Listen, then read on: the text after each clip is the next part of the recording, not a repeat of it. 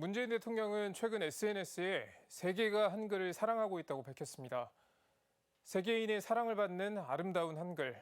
하지만 우린 한글을 얼마나 아름답게 사용하고 있을까요? 무심코 쓴 말이 상처가 되거나 오해를 부르는 경우도 있고요. 특정 집단을 혐오하거나 차별하는 단어도 적지가 않습니다. 한글날을 맞아 주의가 필요한 단어들을 살펴보겠습니다.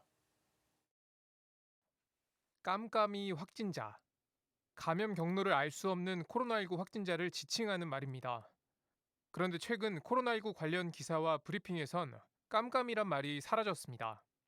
깜깜이란 표현이 시각장애인을 비하하는 말로 인식될 수 있기 때문입니다.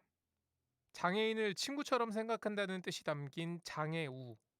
언뜻 보면 배려하는 말 같지만 동등한 권리를 가진 존재가 아니라 도움이 필요한 대상으로 바라본다는 의미가 내포되어 있습니다. 그래서 장애인과 비장애인이란 표현을 사용하는 것이 더 바람직합니다. 북한 이탈 주민은 예전에 귀순자, 탈북자, 새터민 등으로 불렸습니다.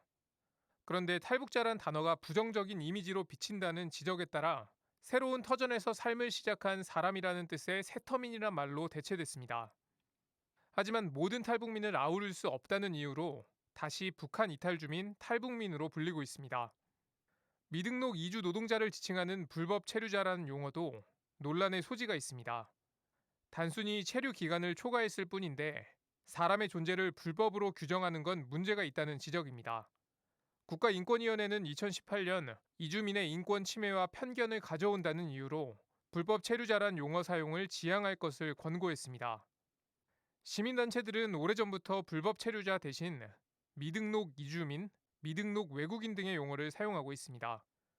외국에는 불법이란 단어는 사람에게 직접 붙이지 말고 행위에만 붙이라는 보도준칙을 정한 언론사도 있습니다. 다문화라는 단어 사용에도 주의가 필요합니다. 다문화는 특정 집단을 인종주의적으로 구별하는 말로 인식될 수 있습니다.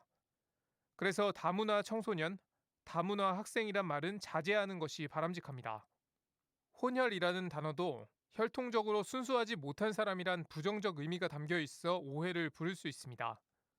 지난해 국가인권위원회 실태조사를 보면 국민 10명 중 6명 이상이 혐오 표현을 경험했다고 응답했습니다. 혐오 표현은 장애인과 이주민, 난민 등 소수 집단에 집중됐습니다. 프란치스코 교황은 권고 기뻐하고 즐거워하여라에서 성덕은 일상의 작은 몸짓에서 자라난다고 말합니다. 배려가 담긴 슬기로운 한글 사용은 성덕으로 가는 첫걸음이 될 수 있습니다. 지금까지 앵커 리포트였습니다.